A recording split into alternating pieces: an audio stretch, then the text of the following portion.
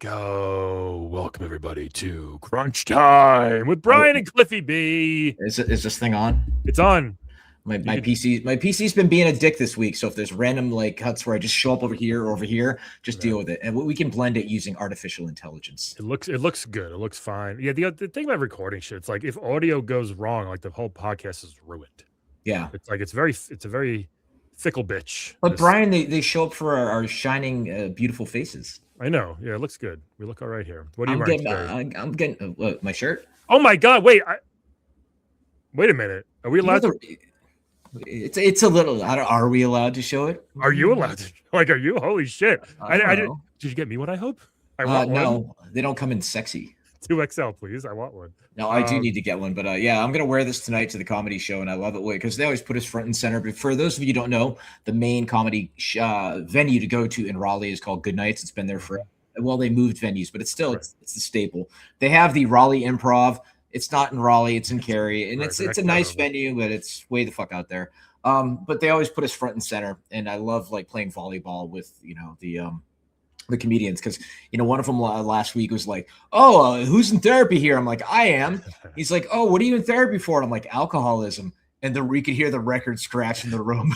Just this giant sucking sound. I was like, hey, you asked, dude. You set him up, I'll knock him down. But yeah, so they often ask about my shirt, so this is a teaser of something that I've been noodling on, and that's all I can really say at this point. This is the first teaser? Like I think so, yeah. Exclusive to Crunch Time, baby. I'm so excited just to see, because I know what that is, and I'm very excited just to see that. I'm wearing my Knicks championship jersey, and which I'm sure you've been wearing for what, a week and a half at this point. I've been wearing a Knicks shirt every day for 2 weeks. I can smell you from here. Yeah, these are all new. They're all new shirts. Did you see that woman got busted, by the way, for stealing the trash can? She's such an idiot. What were you gonna do with that? Just walk around the city with a garbage can? Those things are heavy, by the way. She's probably put it in her 300 square foot apartment and be like, yeah, look at that shit, I love that she got fired from from her job. It's such because that's just going too far. That's just like, you just make us all look stupid. Like, there's no reason to do. You dumped a whole trash can out on the street. What do you think was going to happen? And that was captured in good resolution. Yeah. You can clearly see who she was. She walks away like, dumped it. I got a new garbage can. Well, then Raleigh people had this whole we're better than New York because New Yorkers are fucking crazy and they trash the city. It's the same thing in the Lakers win or lose. We didn't realize. That's what the media wanted me to believe. Right. But then in Raleigh, they threw that little soiree with 150,000 people, and there's nothing going on. And it's cute. Blah, blah, blah, yeah, exactly. It's let us have this, man. Right. Yeah, and it was fine. You don't need to trash anything. You could just be happy. I don't know what the point of destroying things on a parade are, but dude, we were at an E3. God, must have been 12 years ago. The Lakers won the championship, and we were at the Standard in downtown LA. And we had gone to dinner at Cole's original French dip, which was kind of in the dodgy part of downtown LA. And we were walking back to the hotel, and it was fucking anarchy. It felt like Escape from New York, right? And we get into the hotel, and they actually shut they wouldn't let anybody in or out of the hotels unless you had your card, because it was fucking crazy. Friends of mine were they chartered limos to get around the city, and the limos were being rocked and shit. And it's the team wins, they trash the city. The team loses, they trash the city. They're just looking for an excuse to be hooligans. Yeah. Some people just want to cause chaos no matter what happens. Yeah, some men just want to watch the world burn. Yeah. I just realized, people that are listening to this, if you wanted to know what I was freaking out over Cliff's shirt, go watch the YouTube clip and you can see what that is. And feel free to give your guesses of what's going on with that. But very exciting. There's some stuff on the bottom that you could. We can't. I don't know if we can see on this, but it's very exciting. And it's actually, I had this on I think it was Fresh or CustomInk.com, and it's actually a fairly high quality shirt, because a lot of times these custom shirts are like a burlap sack where it's just tearing the whole time. You're just like, fuck, man. Yeah. But they actually do pretty good quality. I've used them for a bunch of stuff. Last Christmas, there's this famous photo of the niece doing this look like. What was Last Christmas when I gave you my heart? That one? Yes. Do you actually see that movie with Last Christmas? Yeah, with Emilia Clarke. It was a cute little. I don't know if I saw that. It was actually a really cute Christmas movie, and I hate everything Christmas, but I just love Emilia Clarke, so I was willing to put up with it. Well, your wife is like a 8 out of 10 as far as like identical lookalike for Emilia Clarke. That's why. Thank you. I'll take that. She actually dressed as her for Halloween. I know, and she nailed it. That one thing she was in that show on Hulu or Apple. It was like she was like a Russian army wife or something like a spy wife, and it was it was a good show. And I texted him like, I didn't realize how much Lauren looks like Daenerys Targaryen, just because I was always going with Buffy, but I'll take it. You can't go wrong. So what are you saying? All blondes look the same, Brian? No, it's just weird when she acts outside of Game of Thrones because I'm not used to seeing her smile. Yeah, in Thrones she was always very serious. Cranky. And she would act with her eyebrows and her lips. Yes, but she's great. Anyway, she's awesome. Well, we kind of dipped our tone. Let's keep talking about some video. There's a lot of video game stuff happening. Yeah, no shit. All the stuff with Bungie, huh? Bungie is like not that I'm a Destiny fan, but I mean, Sony I feel like they just bought it recently, right? And then it seems like it's a bloodbath right now in the business, really and that's why I have ideas and I'm dabbling, and I'm like, do I want to like jump into this bloodbath right now? Because it's like, so many talented developers are getting laid off. Everyone's like, is AI taking their jobs? I don't know. Asha seems to be just burning so many things down at Xbox for better or for worse. People are like, look how good Xbox doing. I'm like, wait, what are you reading? Because I'm reading completely different stuff. At the end of the day, we don't have access to the spreadsheets behind the scenes. All we have is speculation, and we don't know. But at the end of the day, Grand Theft Auto is going to come along and just be like, fuck you, fuck your couch, fuck you guys. Because they could do whatever the fuck they want with the new one, and they could get away with it. You saw the whole thing about like initially on launch, at least initially, there's no disc. Well, yeah, because I was thinking like, they're not going to want to print literally 40 million Blu-ray discs. That's like, I understand that, but it's also then I'm still at that, like, then don't release the game yet until you can do the whole thing. Like, I don't know if I'm an old curmudgeon or what, but it is annoying that they're like, it's a physical, it's just a box with the number inside, which you can type in. And you're like, you open it up and it just falls out really slowly. This 240 gig game, like, it just seems like, I don't know. Well, even if it was on disc, what would happen. You'd put the disc in, and then it would have to take 4 hours to download, or at least 4 hours to download a whole bunch of shit still. That's why like my PS5 still sitting upstairs collecting dust. I'm like, I'll be over here on my PC and my Switch. Like, Switch and PC update all the time too. You just, Yeah, but for some reason it's not as annoying. Oh, because on my PC I can just alt tab over and do other shit. Yeah, I guess. I have a friend who never puts on his auto downloads on PS5, and I do, and I'm like, I never wait. Mine just auto does it in the background. That's probably the way to do it, but then you run out of space because the how big's the hard drive on that thing? I put a 2 terabyte in. That's the only way to do, right? Look at we balling out of control over here. I know. But $80 for the regular version, $100 for the ultimate, which isn't a lot, because as someone who spent way more money on stupid Kickstarters or premium editions or collector's editions I spent on dumb shit. This one, I won't get the ultimate because there's nothing in there that I want or need. But it's still not a huge. I figured it'd be like $150, $200, but it's the argument that I always stand by that I didn't initially make this one, but if you look at the dollar for per movies 1-to-1 or even TV. How much you spent on it versus the hours of enjoyment you got out of it. Pound for pound with, any GTA game, you're getting a bazillion hours of entertainment out of it. Yeah. And the amount of money it costs to make those games, the amount of engineering effort from art design, voice acting, like it's completely insane. Yeah. But I mean, the brand is so strong they could put a piece of dog shit in a box and it would still sell a bazillion copies. We should try that. But also, that's why, like, when people complain, like, it's only a 16-hour campaign, like the Spider-Man 2 game, or it's only. What do you mean it's only 16 hours? You could beat most NES games in 45 minutes back in the day or less. My question is, how much fucking time do you have? And all those old, I go to the YouTube sometimes and just for retro. Like nostalgia, I'll just look up okay, how long did it take if you were really, really good to play Mega Man 2 in one playthrough? It's 40 minutes. Which none of us could do because it was really, really fucking, even though I did beat it for the record. Me too. But yeah, I mean, speaking of retro bits, quick plug. Do you want to plug it? Sure. July 23rd, Retro Bits at the Flying Saucer in Raleigh, where we play bad video games with the crowd. Yeah, Brian makes me play really, really bad video games, and he has to hold my eyes open like fucking Clockwork Orange.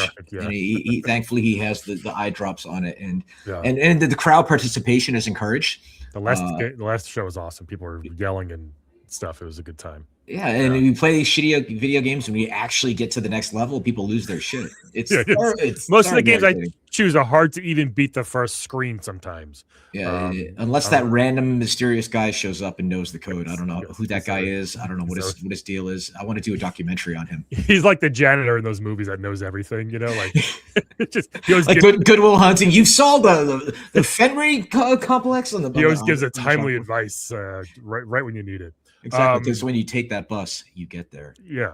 So like we mentioned, like is this the death of games on disc? I don't think so, because they said they're after a few months they're going to come out with the physical edition, and like I'm probably going to wait. I know by the way, I know one of the main characters, one of the actors in it is a friend of mine. Yeah, it's top secret, but it's I want to play it. I'm not like GTA. I can't wait. If it was like a new Kratos or God of War, or like a turtle game, of course, but I'll get it. I probably won't get a day one GTA 6. Unless the hype is crazy. All I see is commitment.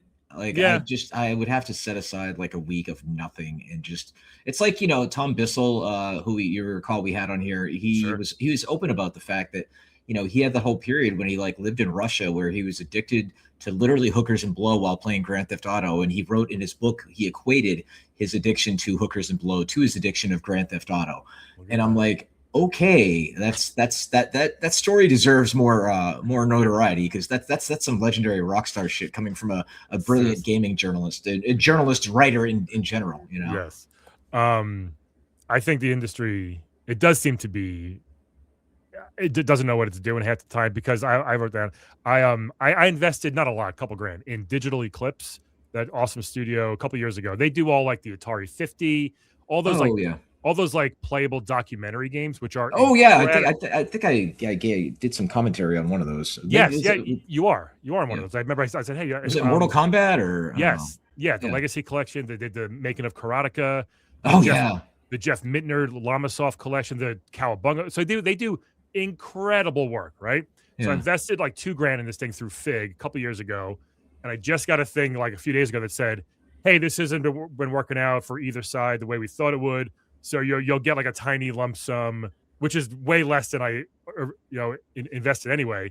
I only made a couple $100 back so far. So it's like even stuff like this, games that are so well done and technically very important, still can't find an audience for people. No, that's funny, because I actually invested in Fig itself, and I've yet to see, and that must have been over 10 years ago, and I've yet to see a return, because the idea is good on paper. Yeah.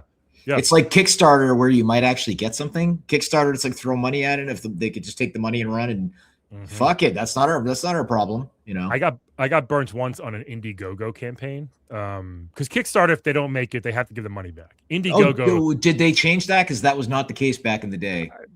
I think it was. I think they were originally, yes, they were, but Indiegogo wasn't. They were just like, "Well, take your money, and then if it doesn't work out, fuck you." So I gave like $100 to this one thing. It was like a body dryer where you walk out of the shower and you stand on this thing, and it just like it just dries your whole body. I'm like, this seems awesome. I would love no more towels. This is great, right? Like a hand dryer for your entire body. Yeah. It just finally dry that taint off. Yes. So the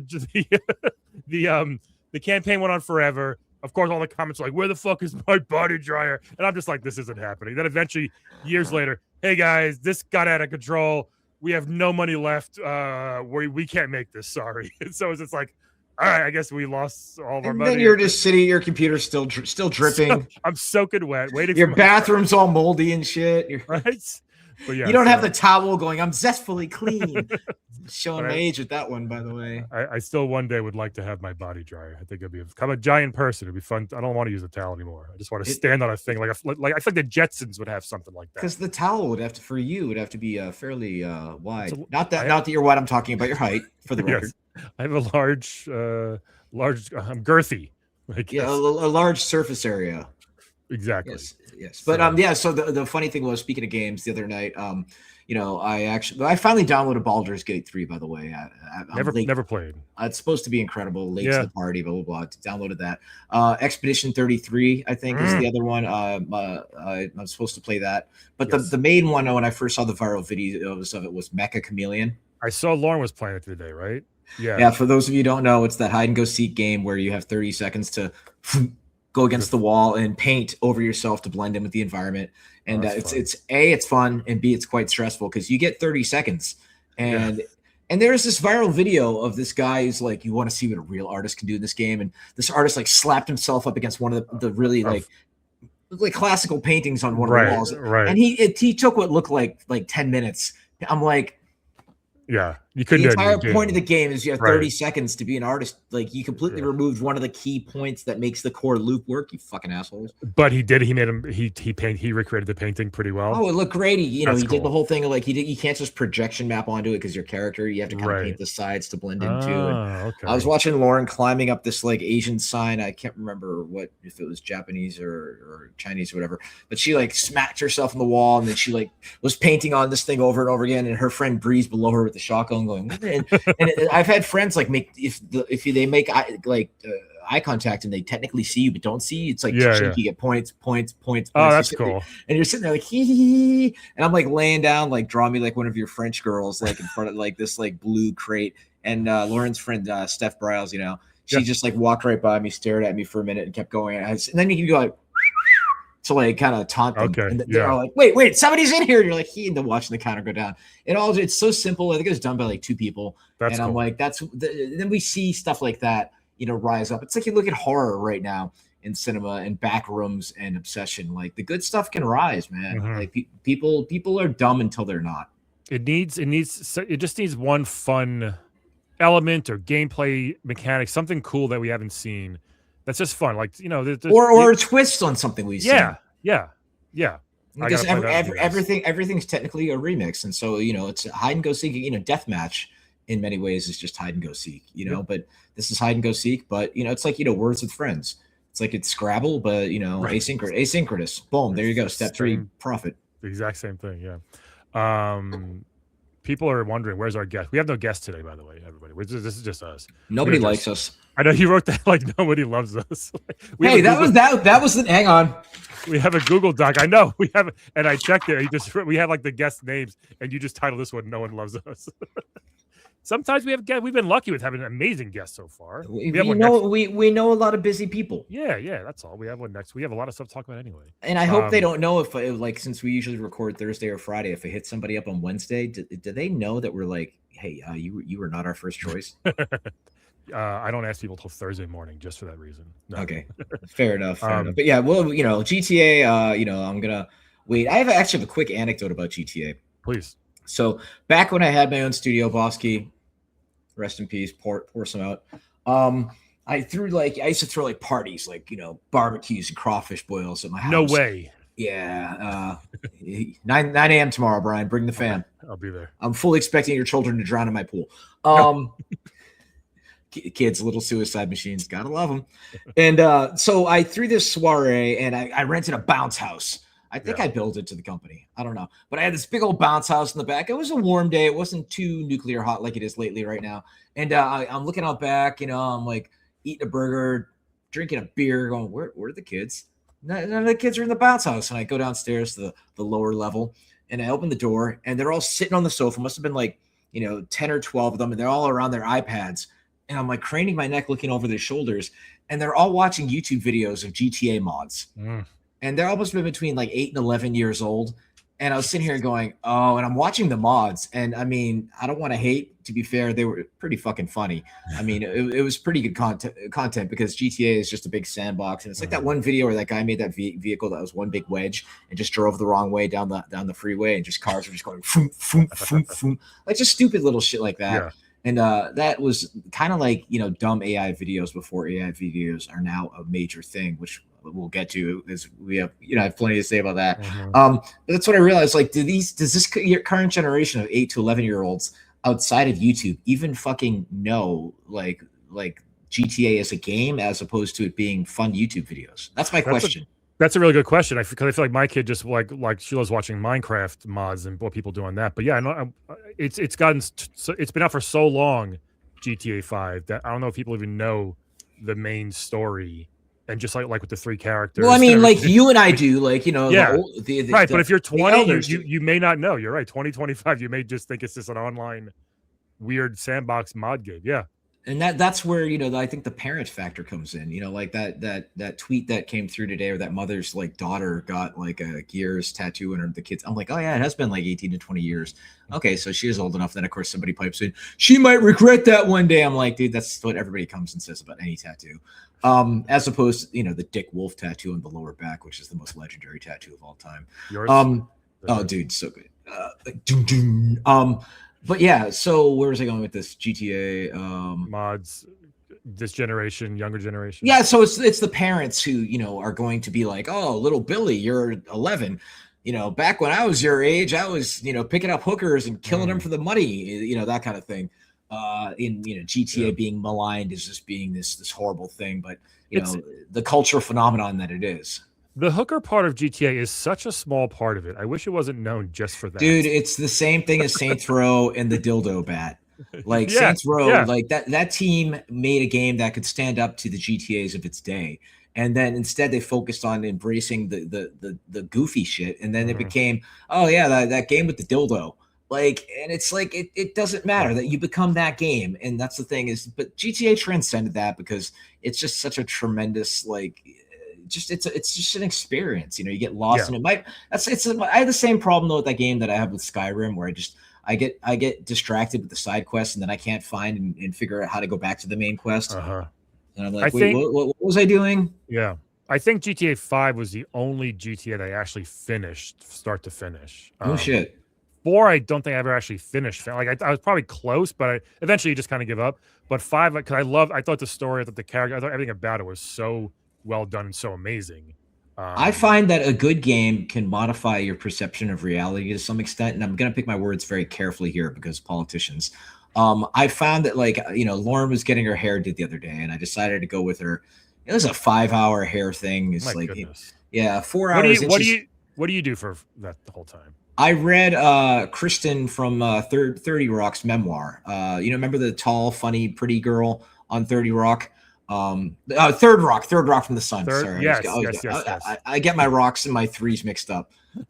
Third Rock from the Sun with you know, John Lithgow and Joseph Gordon-Levitt. And she's really funny, great actress, but she struggled with addiction to the point where she's pounding like at least 2 bottles of wine a night, taking, you know, Tylenol and all sorts of shit. And eventually she was doing a stage play in London, and her stomach just fucking exploded inside of her. She wound up with sepsis and whatever that begins with a P. There's some other term for it. The doctor, the doctors are like sepsis and pepsis. I don't know, dude. But the doctors are like, there's a pretty good chance you're gonna fucking die. So you might want to call all your loved ones. She's like, what the hell? And then, you know, they managed to repair her intestines and etc.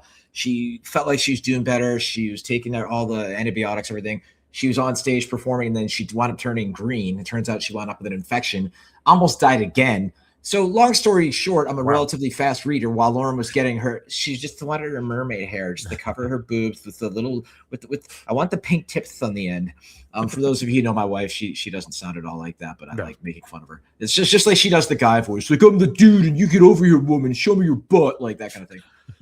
But like she survived, and so over the course of 5 hours, I burned through the entire book, and I'm like, that's a keeper. That's a good one. Cool. Yeah, I've been, since I, you know, quit all the partying and shit, I've been reading all these books about recovery, and they've been really enlightening, actually. That's good. But now, oh my god, did I tell you about the one I'm reading right now? It's not about recovery.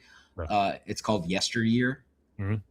So it's a fiction book. It's about a woman who is she's an influencer on TikTok and whatnot. She's a trad wife, and it's you know, she does this image of being this. Now I'm gonna take the eggs from the chickens, and I'm gonna make food for my kids who are all named after Bible names. And we have a big red barn, and we're gonna milk the cows and all the bullshit, right?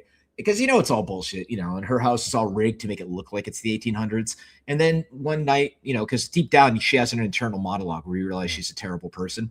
She goes to sleep and wakes up in a version of her house that's kind of like her house. It's kind of her husband, it's kind of her kids, but she's actually in the 1800s. And then she finds out that, being a wife and a woman back then, not so fun.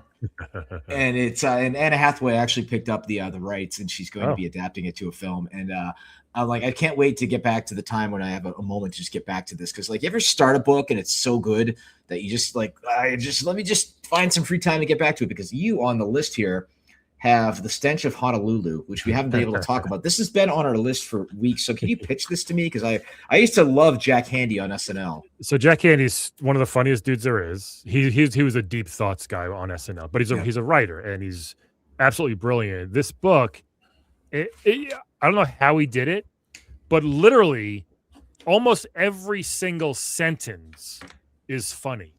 Like, but it's not. It's about a guy who goes to find the golden monkey statue in Honolulu, which he says is the most disgusting place on earth. Like it's like a horrible place and everything.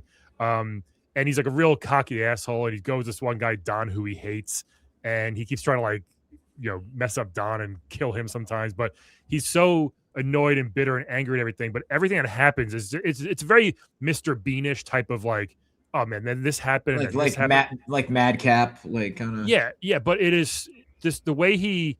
Because it's never like it's not meant to be like ha ha ha, like it's told from the story point of the main character, like he's telling it, but he's such an asshole, and it's so freaking funny. Just every single paragraph, every sentence almost made me laugh. Like every is that one of the, like so my it's a very quick book. It's a very quick book too. Yeah. Oh, and I'm a fast reader. Yeah, you finish in one day. No, and I'm okay with that. What we call the beach reads. But my favorite books are the ones where I read a good paragraph or a good passage, and I'm like, okay, hun, stop what you're doing. Do you have to? And I read like, okay, and then this, that, and the other, and like, and I'm like, oh, that's good, right? Yeah, that's pretty good. I love like that. That's one of those little good, happy relationship things.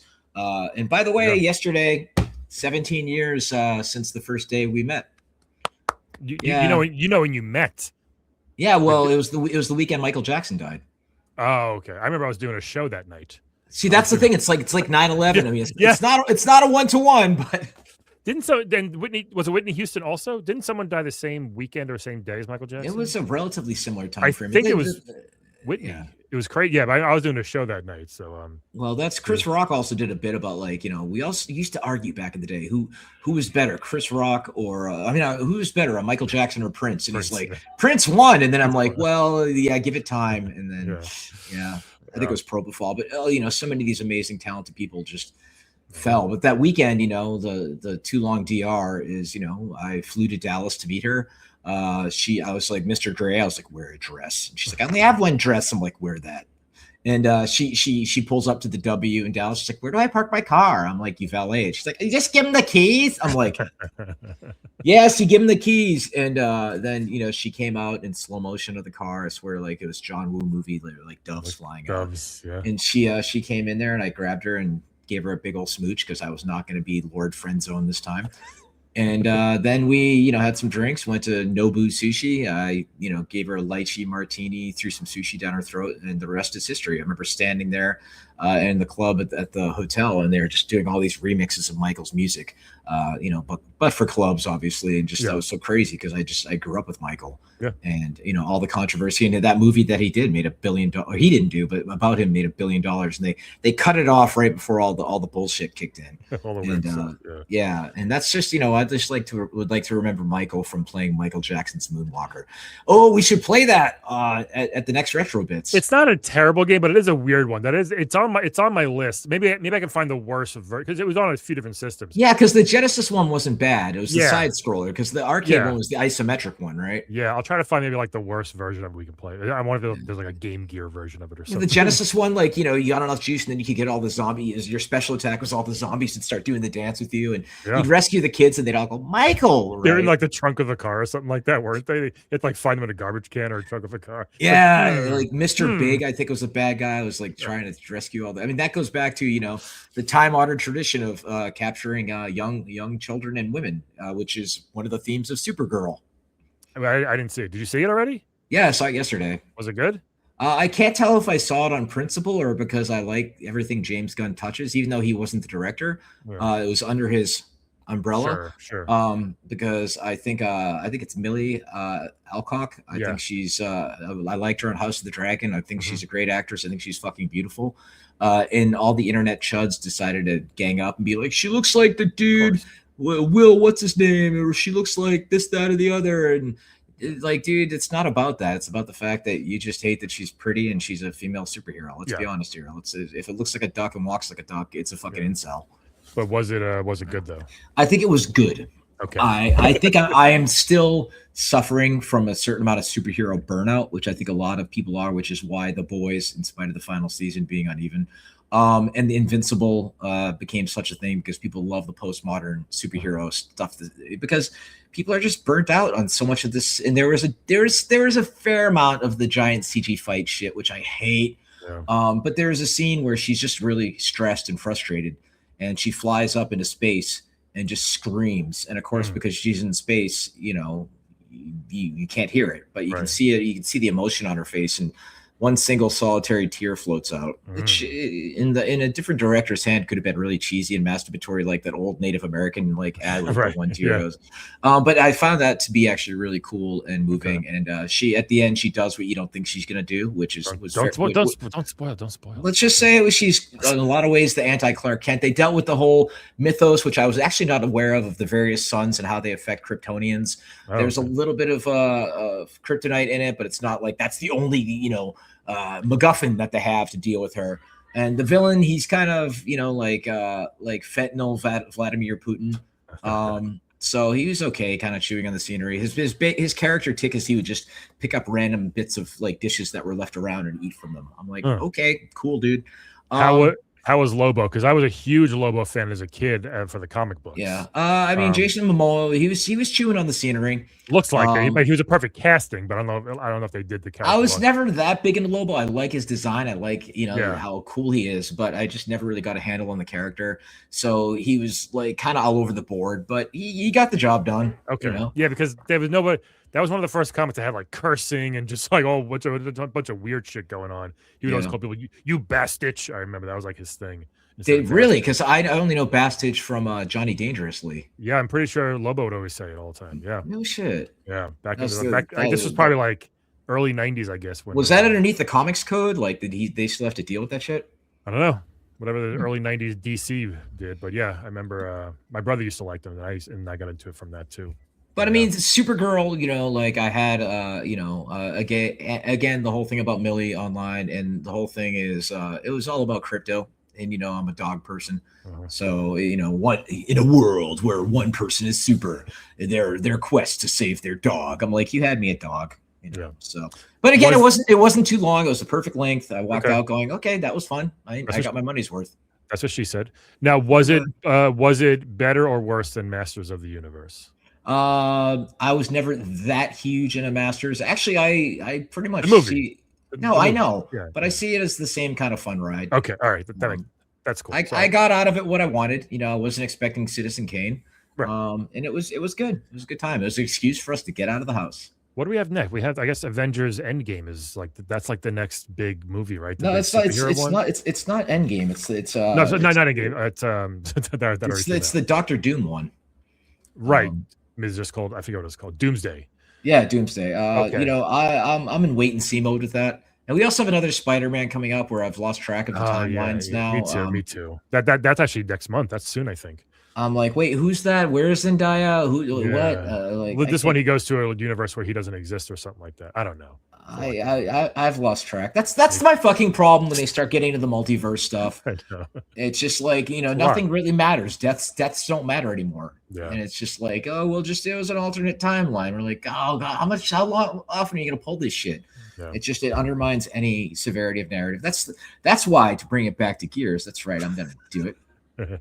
The whole like the choice at the end of Gears 5, I'm like, when Dom died, it meant something. Okay, people were fucked up by that. You go to the YouTube comments, they cared about that.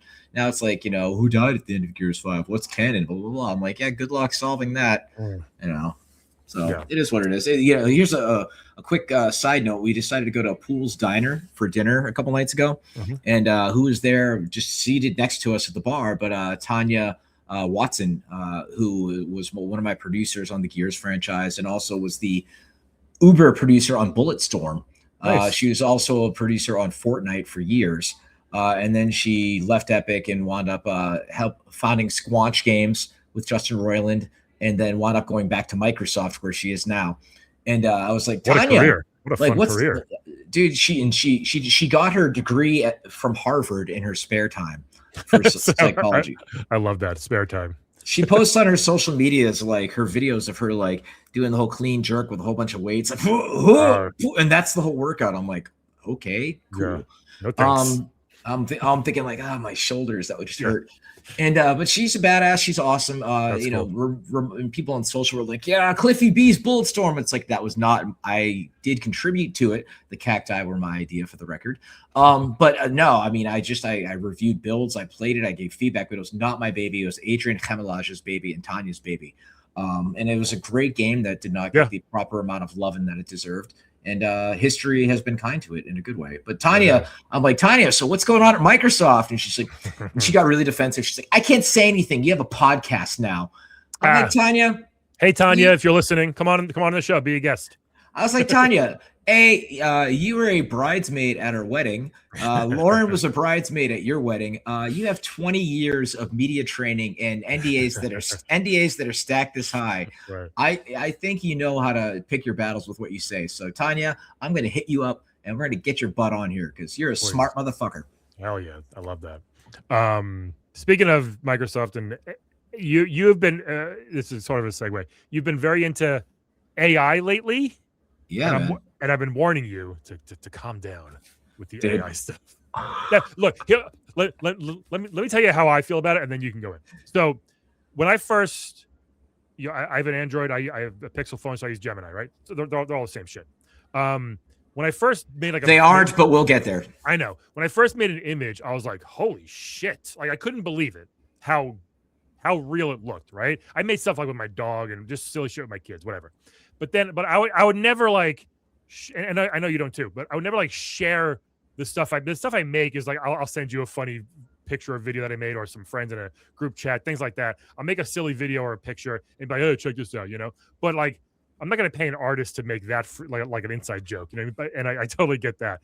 But when I see all like a lot of comics use it for like their flyers and videos and shit like that. It's all, the font is always curled. I know. Like yeah. And when I see people using it for like, I don't know, just for like regular ordinary shit, I'm just like, it doesn't make me as mad as some people. Like some people, like when Crazy Taxi a few weeks ago said we use some AI in this game to render some shit. People are just like, well, I guess I'm not playing Crazy Taxi now. It's like, just calm the fuck down. Like it does suck that they're using it to kind of bypass concept artists, things like that. But yeah. You know that hot dog cart you run through in Crazy Taxi? You don't necessarily need a full-time employee making $85,000 a year to build that fucking hot dog cart. Okay. Sorry. But that's the thing though, where it is killing jobs right, like left and right. In that department. Yeah, sure. And a lot of things, voices for my career. I think my career is going to be gone in 5 years, honestly, with voiceover. So things like that, it is worse. I get how amazing it is. And the deep fakes and shit like that is very impressive, but I still think it's like when someone said it's a real rise of creativity. No, it's not. I don't think it allows you to think of something, but it's not like nobody's making what the AI is doing. You know what I mean? Like it's just the quote was from a senior EA executive named Laura Meal, who thinks AI, quote, has led to a real rise of creativity among the publishers' studios. No, it hasn't at all. It may save them time, right? It's saving them time, but it's not. I don't think anybody's more creative. People that aren't creative are using AI. Like, look what I did. You know, like I made a whole song. It's like, yeah, but it sucks. It's stupid. You know, things like that. I don't know. But I had somebody make a comment that they were at a restaurant the other day, and this was a person randomly online, so take it or leave it. But they said the restaurant was playing AI music. And it was Suno, S-U-N-O, I believe. Yeah. And that, God, it must have been like a year and a half, 2 years ago. My wife and I were just fucking around making like little goofy songs. And it was close because what the scraping of all the data it's done is it's found out the formulas, right? And it's everything, as you know, in life, it's all systems, it's all formulas. And VOs, you saw I can't remember which famous actor released a recording of the Odyssey. And they had given a blessing of AI that was trained on their voice because to read the Odyssey, like, it's a lot. But that's a job. That's what a voice actor does. That's their job. Yeah. To read that, you know what I mean? So to have just a machine to do it in 5 seconds, they're out 10 grand now, that person. Yeah. You know well, I mean? you want that cadence of that person and their inflections. That's what you're paying it for. But you don't want to hear the AI like do its thing. But I think sooner or later, and here's the sad fucking truth about it, I'm gonna equate it 1-to-1 to touchscreens and playing games, right? I'll never forget, like looking at FPSs on touchscreens and just doing this with your phone. And I'm like, that is shit. I hate that. And then I remember looking at the younger generation, seeing kids playing Minecraft. Yeah, it's not Call of Duty, it's not Counter-Strike, but still they were playing it with, dual stick essentially emulated, and they didn't bat an eyelash. My kid plays her Roblox on her tablet with it, like touchscreen and she doesn't like using the controller on the PS4. I said, what? That's because the younger generation gets used to it, and it's going to be sadly the same thing with AI. From my end, as a creative, I'm noodling on some ideas and stuff. I see it as, here's what I'm thinking as a starting point. Right. Like, let's see if what I'm thinking gels and people are vibing over it. Let's see if we can actually make this for real and use the AI as kind of get the idea across. That I get. Yeah. Let's put the hot dog cart over here, because I think that's honestly a separate argument. But just for getting the idea across, I think in pitching is where I think it's at. But make no mistake, dude, there are people out there that are going to try and find a way to completely do everything using it for better or for worse. And that's for those of you who don't know, like, I sent Brian a couple links to some funny videos. At the end of the night, Lauren and I are addicted to watching these videos of people making crazy stuff with whatever, prompts that the internet comes up with. It's like Kermit the Frog dunking on LeBron, like shit like that. Like, I get it looks real, but it's also what's the point of this? Like, the comment that the guy who did these videos, I can't remember his name right now. I give him a Dan Dingle. Was that guy? Right? Yeah.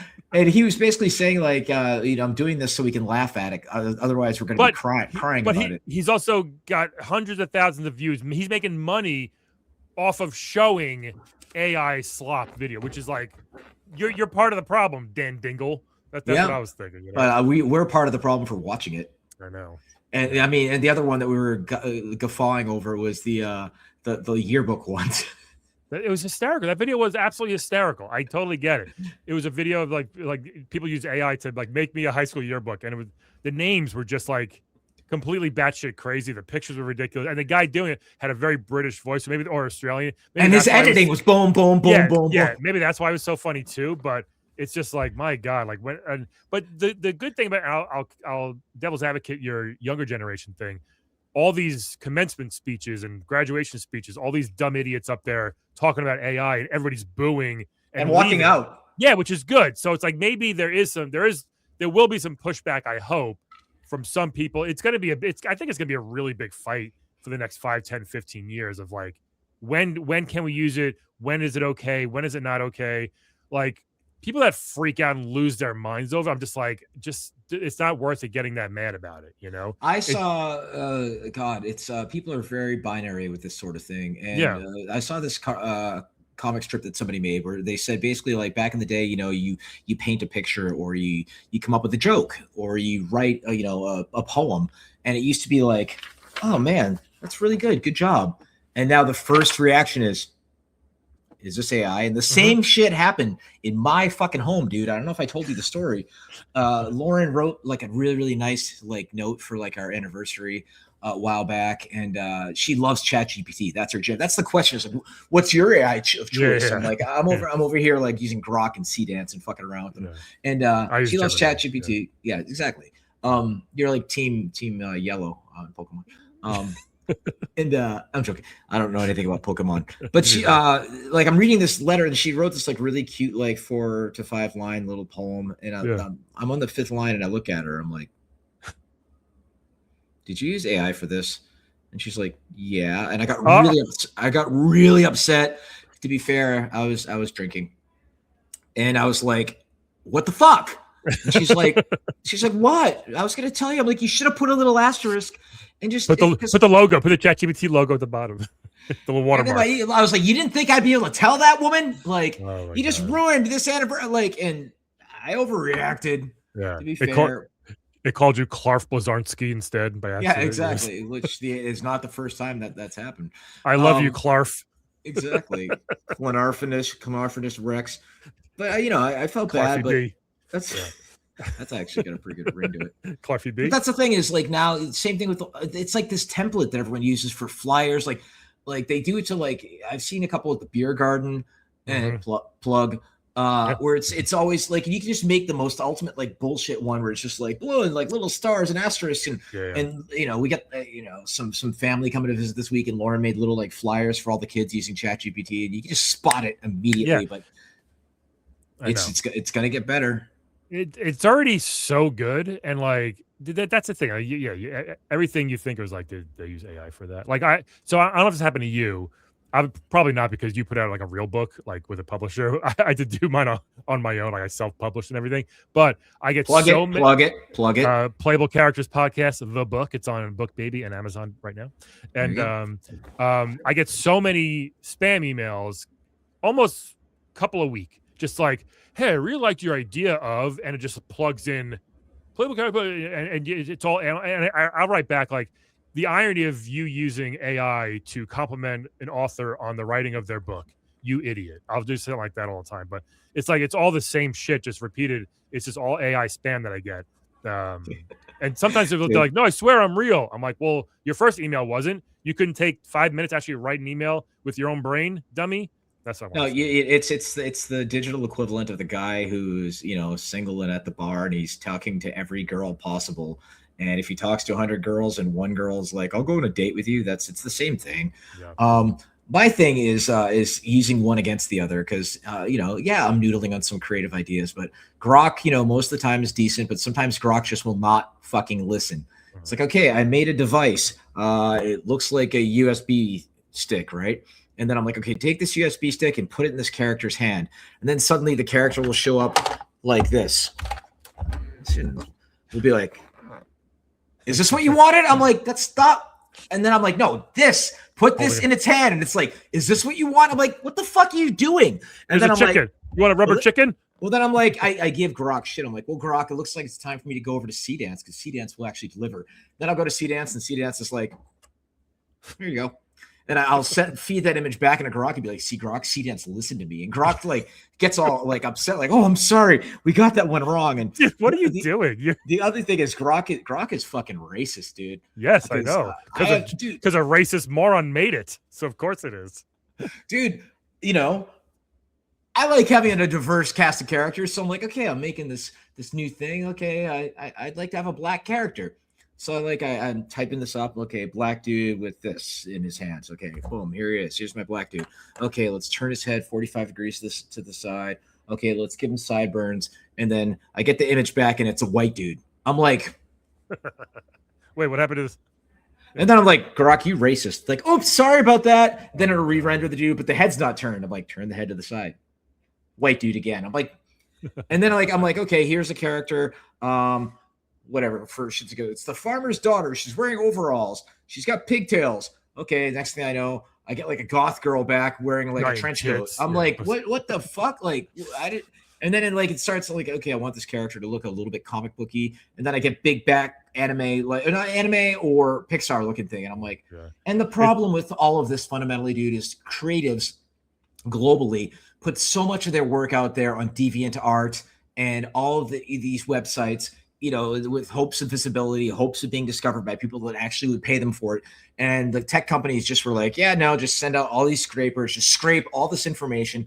And I had that epiphany. I was using Midjourney about 2 years ago to fuck around with some stuff.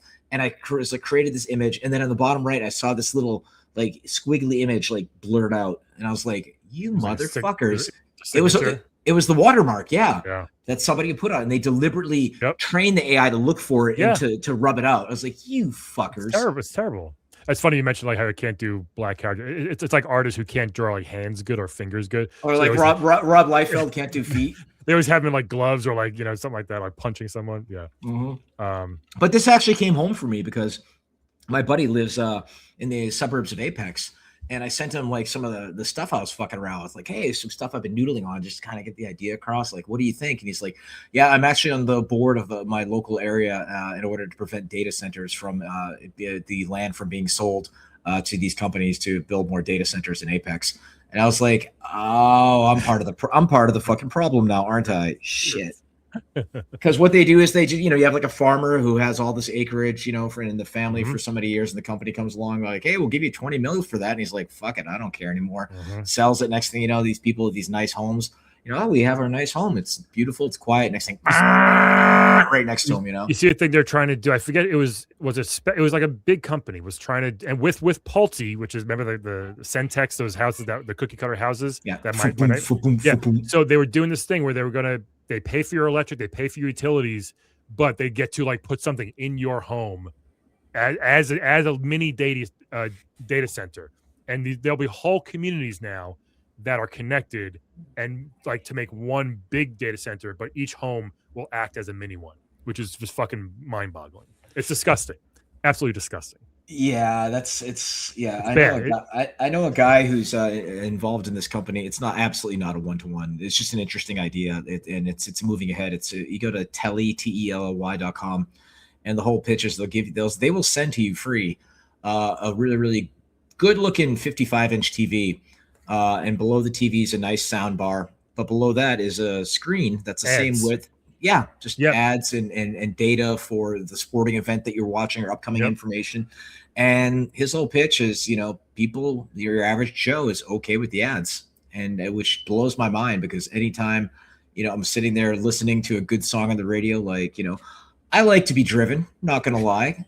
And it's one of those things that, like the person is on Pandora or Spotify and an ad will just interrupt the music. I'm like, fuck, I'm not gonna buy this. Like, stop it. Like, but again, that's how I make a living, so that's why I'm worried about the ads. Yeah. Well, with that deep baritone voice of yours. Seriously. Oh man, we were all over the place. It's the best of times, the worst of times. Is there something real quick? You wrote down here Magic on that Justin Willman. Well, yeah, I mean, you as a comedian, and I respect Magic, but we watched for shits and giggles. This guy Justin Willman did this Netflix special called Magic Lover, and I'm sitting here like, and I talked to actually Randy Pitchford, from Gearbox, friend of mine. I was like, we were talking about other stuff, but I was like, Randy like owns the Magic Castle now, like Jesus Christ. And I was like, this dude has to be using plants. And he's like, no, dude, he doesn't. I was like, there's gotta be, like, I want to know about how the magic trick was done. But that blend of magic and comedy, I can't figure out if I like it or if I fucking hate it. Yeah, he is. He's very good at what he does, Justin Willman. I feel like he's more like magic for like just normal, maybe slightly older people. Like, oh, that was so impressive, and what a funny young man he was, right? Like, yeah, like so you're borderline dinner theater at that point, dude. Yeah, but again, he's great at he's very good at it. But did you ever watch Fool Us with Penn and Teller? Yeah, well, I actually watched that. I did watch the guy with the rubber bands last night, actually. So I saw them live in Vegas. Probably literally the best live show I've ever seen in my entire life was Penn and Teller. It is mind-bogglingly, they are so good at what they do. I saw David Copperfield as a kid get sawed in half with a blade live. I love that shit. David Blaine still blows my mind to this day. Like he's more of like feats of strength, like feats of the mind type of stuff now. And but his close-up magic card shit is no, dude. It doesn't make sense. His best is when he goes to predominantly black communities, and this is this is absolutely racist. What I'm going to say. No, they lose their minds. Yeah, black people fucking go crazy, and like that's half the fun of it. He does this amazing trick, and they're like, "Oh shit!" There was a time he was at a bar and he like threw a deck of cards, and one of the cards ended up in a sealed bottle of wine behind him. And my wife's like, "It's not real." I'm like, then what is it then?" Like I know it's not magic, but it's the same thing with Lauren. Lauren likes to try and ruin it. Like, oh, he's just doing this. I'm like, just enjoy it, honey. Yeah. Whereas the white version of the equivalent to that reaction is the Harrison Ford video. I'm sure you've seen where Harrison Ford just like, get the fuck out of my house. Yeah. No, I love I like stuff like that. And the people on Fulas are awesome. Chris Angel became a little too theatrical. Again, he's good. He's good at it too, but it's like a little too like, calm down, Chris. But Blaine's awesome, man. The stuff he does is absolutely incredible. So real quick on the TV tip, I have to drop a reference. Did you watch all of Widow's Bay yet? I don't recall. Yes, sir. And the Burrows. We finished the Burrows last night too. Yeah, I thought the Burrows was uneven. I felt last night I was like, it didn't stick the landing. I thought again, like it was cool, but it got a little goofy and silly in the last 2 episodes. Yeah, and it just when he turns to the girl and he's like, "No, we're not gonna kill a monster. We're gonna save a monster." I was just like, yeah, some of the dialogue got a little cheesy at the end. I was like, what? This wasn't like, I feel like they changed writers halfway through. Like, this wasn't what it was, the whole first half of it. The show wasn't like this. Yeah, got a little weird. It was but Widow's Bay. I just want a whole spinoff with Patricia. I just think she was just fucking the greatest, dude. Yeah. And our friend Chris is just fucking obsessed with it. But so what I'm gotta go see a show tonight. We'll see how it goes. I'm judging a roast battle tonight at the Vault. Oh, no shit. Yeah. Is Joel good? Joel's in it, isn't he? He is, yes. It should be fun. For those of you who don't, Joel's a local comedian who basically he's hosting like everything. He produces a lot of shows around town. Yeah, good guy, and he actually has a Gears of War tattoo of all things. I'm gonna tell him you brought him up. He's gonna freak out. What's up, Joel? He's a good dude. It's actually a funny thing. My therapist today, lovely woman. She's like, yeah, be happy that you wound up with me because the other guy therapists would just want to geek out with you about video game stuff. And I'm like, that's not what I'm paying you people for. Right. I can go home and have people on Twitter call me a dickhead. Like, how did you make that one thing happen? I'm like, I'm paying you to get to the bottom of my demons. Okay, let's not do that. That's funny. For every time you tweet, someone will always call you an asshole for some reason, no matter what. I don't know. That's Twitter for you. But dude, if I can get to that level one day, dude, you will. Give it time. Thank you. Yeah. Dude, like, so my thing is quick segue is I hate notifications. I'm this close to having my inbox like down to nothing. Like I'm like that whenever that happens, like, oh, it's amazing. The like the notifications on like Facebook and Instagram and Twitter and all that, like I hate. I gotta deal with that. Okay, yeah, I clear mine. I clear mine immediately too. But the one that won't go away is stories on Facebook. And yes, I still use Facebook. I have stock in Meta. Eat a dick.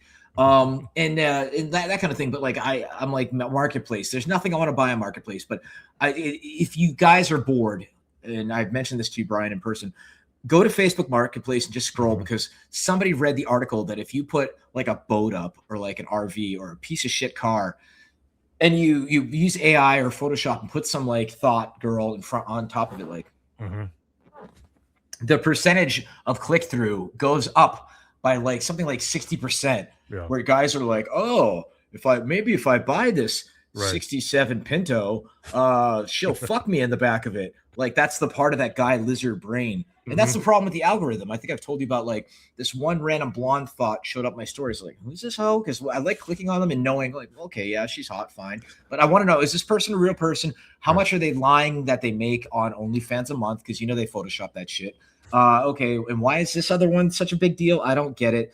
And then and then I'm sitting there like scrolling through. My wife's like, "What's with all those blonde thoughts on your stories?" I'm like, "I clicked on one, and now it just thinks that's god damn it." We get back to the bad AI videos of Kermit the Frog, suplexing Jimmy Snuka. Like I'm the opposite. So I mentioned getting a robotic kitty litter box the other day, and all my ads and videos now are just for ads for robotic kitty litter boxes. Because you verbally mentioned it. That's it. That's Lauren's cue for I want a cat. Yeah. So I'm like, we live in a big dumb house. Where's the box of shit gonna go that my dogs aren't going to get to it? No, they won't. My dog doesn't go to the litter box. Well, your dog's better than ours because anything on the floors. No, we put the cat food up high because like on steps so they can jump up and get it because the dog would eat that, but she doesn't care about the poop. Okay. Don't tell Lauren.